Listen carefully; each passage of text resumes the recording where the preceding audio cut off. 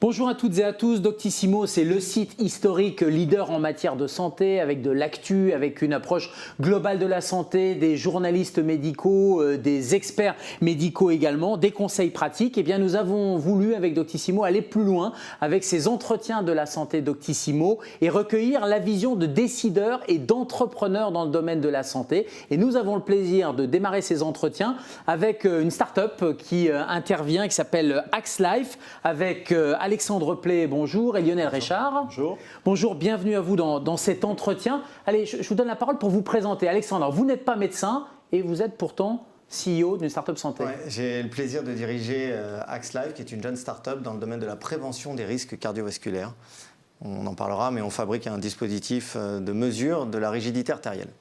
Lionel, pas médecin non plus, mais un vieux routard de la santé, j'allais dire. Pas médecin, expert e-santé depuis un certain nombre d'années. J'ai rejoint l'aventure Axlife pour m'occuper de tout ce qui est affaires publiques, pour essayer de faire avancer la prévention en France, qui est un sujet majeur et qu'on va aborder lors de ces entretiens. Et je suis un passionné en général de la transformation digitale de la santé.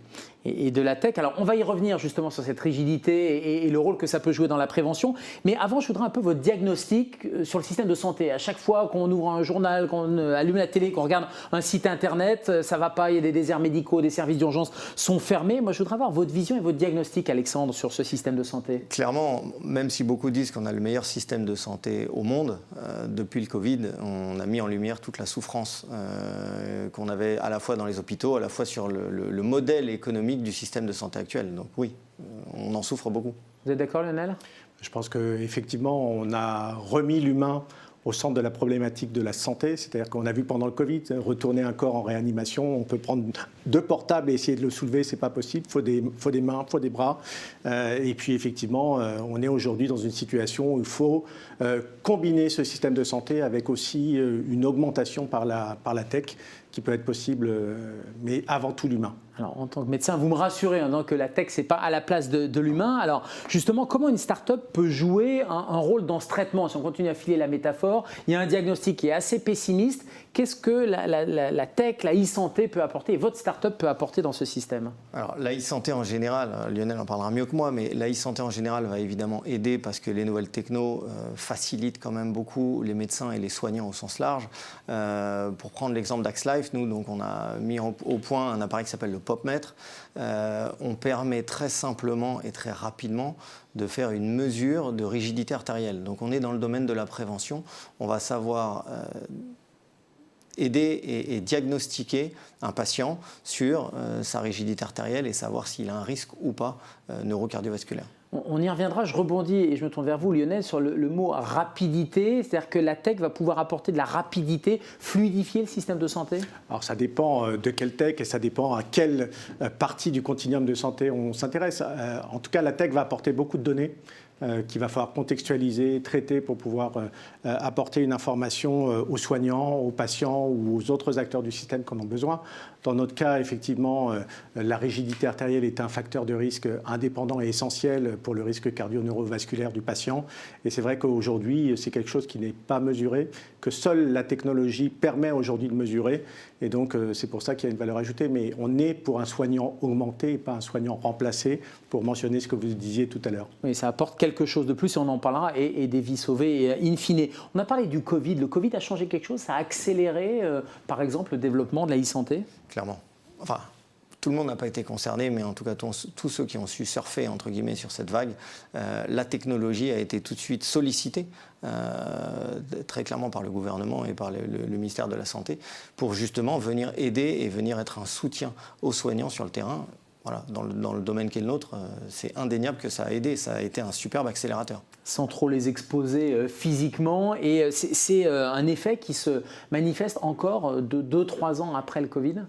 La tech a vraiment été très utile dans nos vies personnelles et professionnelles et dans le monde de la santé au moment du Covid. Ce qui est peut-être un peu dommage, c'est que beaucoup de choses se soient arrêtées après. Je pense notamment à la télésanté, où on est encore à l'aube probablement de solutions, avec toujours ce problème en toile de fond de modèle économique, puisque là, on a la télésurveillance qui arrive dans un modèle économique conventionnel, mais on peine à transformer l'essai de cette accélération du digital pendant le Covid. Ou à trouver le point d'équilibre. On a vu que les téléconsultations, il y a eu beaucoup de téléconsultations, beaucoup d'arrêts de travail par téléconsultation. Il faut trouver justement l'équilibre. Alors, prévention, vous avez cité un peu le mot-clé. Maintenant, c'est le ministère de la Santé et de la Prévention. Ça, c'est peut-être aussi ce qui a changé dans le monde d'après. Quelle est votre vision et vos engagements dans la prévention? Axlife, c'est une start-up de prévention. Clairement. Nous, on vient vraiment changer le paradigme du dépistage des risques cardiovasculaires avec ce POPmètre. Et donc, on n'est ni plus ni moins qu'un appareil de prévention, alors moi je dis qualifié ou quantifié, du risque cardiovasculaire. Pour mesurer, c'est ça le risque cardiovasculaire, Lionel? Alors, on mesure la vitesse d'onde de pouls, donc qui nous traduit la rigidité artérielle du patient, qui est encore une fois un facteur essentiel indépendant du risque cardiovasculaire. On arrive sur 3 étapes de l'évaluation cardiovasculaire. Le dépistage, parce qu'une rigidité artérielle fait que l'individu à qui on la mesure et à qui on la détecte devient un risque cardiovasculaire. Pour être clair, c'est les artères qui sont trop dures. C'est les artères qui sont trop dures et effectivement... C'est l'artériosclérose. C'est l'artériosclérose, tout à fait. Et pas l'athérosclérose, qui est le dépôt de plaques d'athérome. On va mieux identifier les patients à risque, c'est-à-dire qu'un patient hypertendu avec une rigidité artérielle va voir son risque cardiovasculaire d'événement à 10 ans doubler, et on va prévenir parce qu'on va traduire cette rigidité artérielle en âge artériel, qui est un moyen extrêmement intéressant pour le patient pour s'approprier sa santé cardiovasculaire et pour le soignant pour inciter le patient à changer ses comportements hygiéno-diététiques. Oui, ça permet de quantifier, c'est ce que vous disiez, la prévention, alors que sinon c'était des conseils, mangez moins, faites plus de sport, etc. Mais là, ça permet d'avoir une photographie. Il n'y a pas d'autres instruments pour mesurer cette rigidité artérielle, c'est fait en routine. Concrètement, c'est quoi le POPmètre? Comment ça se manifeste? C'est un stylo? C'est un boîtier avec 2 capteurs de photoplétismographie, ce qu'on appelle, c'est des capteurs PPG. Un qu'on pose sur l'index, un qu'on pose à l'orteil. Le patient doit être allongé et en 15 secondes, il a sa mesure. Donc l'examen en tout dure entre 2 à 3 minutes, montre en main. Et de là, on sort tout simplement un score. Alors évidemment, Lionel l'évoquait, la mesure de la vitesse de l'onde de pouls. Plus ça va vite, plus c'est rigide. Donc le but, c'est que ça reste souple. Mais nous, et que l'artère soit souple. Exactement. Et l'artère puisse, on la voit onduler. En fait. C'est le même principe que la prise de la tension artérielle. C'est un plétismographe aussi. Quand on vous prend la tension artérielle au cabinet, c'est un peu le même système, mais là, c'est la version moderne. Alors c'est surtout que la tension, c'est le sang qui circule. Nous, on mesure la souplesse, la rigidité des parois artérielles. Donc c'est vraiment en complément d'une prise de tension. Il ne faut pas l'opposer, mais il faut plutôt venir le compléter. Qui fait cette mesure? C'est un appareil qui est destiné à être chez le médecin généraliste, à être à la maison ou chez le cardiologue? Non, alors, vous demandiez, Gérald, les appareils qui existent aujourd'hui sont la tonométrie par aplanation, par exemple, qui est très opérateur dépendant, des appareils très coûteux. Nous, on n'est pas opérateur dépendant, c'est-à-dire que n'importe qui, en 20 minutes, une demi-heure, peut apprendre à utiliser notre appareil et l'utiliser. On a une très très bonne reproductibilité. Donc ça peut être positionné à différents endroits. On travaille sur des projets en pharmacie d'officine pour améliorer l'évaluation cardiovasculaire et le triage des patients et l'identification des patients à risque. C'est utilisé dans des maisons de santé pluridisciplinaires ou à l'hôpital, en service de cardiologie, de diabétologie, de vasculaire, à un certain nombre d'endroits. Mais ce n'est pas du grand public, on est vraiment sur un outil professionnel, évalué par les professionnels, et qui va permettre de donner un chiffre finalement à un risque et donc rendre un peu plus concret, j'allais dire, la prévention et les mesures surtout de correction. Parce que si j'ai un mode de vie qui n'est pas en faveur de la prévention, là ça me permet de dire « Ah bah tiens, j'ai fait des efforts et j'ai amélioré ce chiffre-là ». C'est ça l'objectif? C'est complètement ça l'objectif pour nous.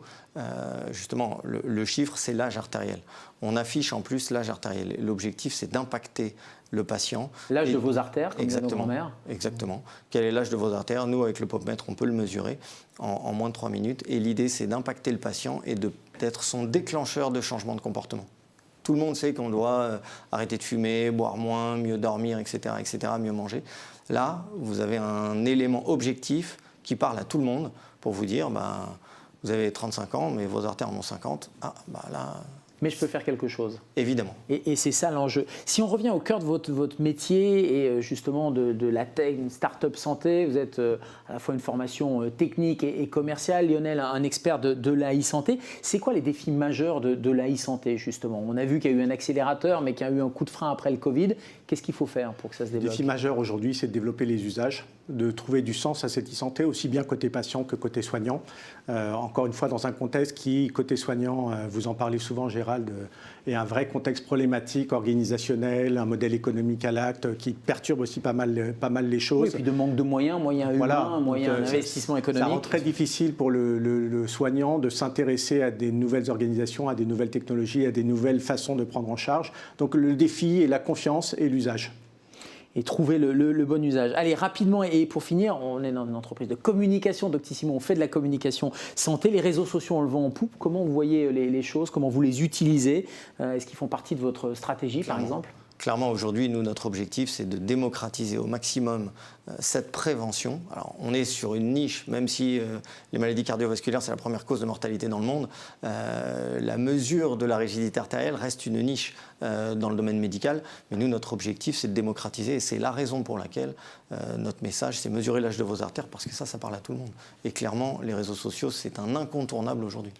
Lionel? Alors paradoxalement, bien sûr, on utilise les réseaux sociaux, on a envie de développer ce qu'on appelle l'awareness sur cette rigidité artérielle pour pouvoir faire en sorte que et les soignants et les patients la connaissent mieux. C'est un nouveau concept. Et puis on est assez old school parce qu'on participe beaucoup à des congrès médicaux, parce qu'on va à la rencontre des cardiologues, des diabétologues, des médecins vasculaires pour pouvoir leur partager, mais on relaie toujours sur les réseaux sociaux parce que de plus en plus les congrès médicaux aujourd'hui sont relayés sur Twitter ou X, sur LinkedIn ou d'autres plateformes, et ça c'est extrêmement important. En relais de la vraie vie sur les réseaux sociaux.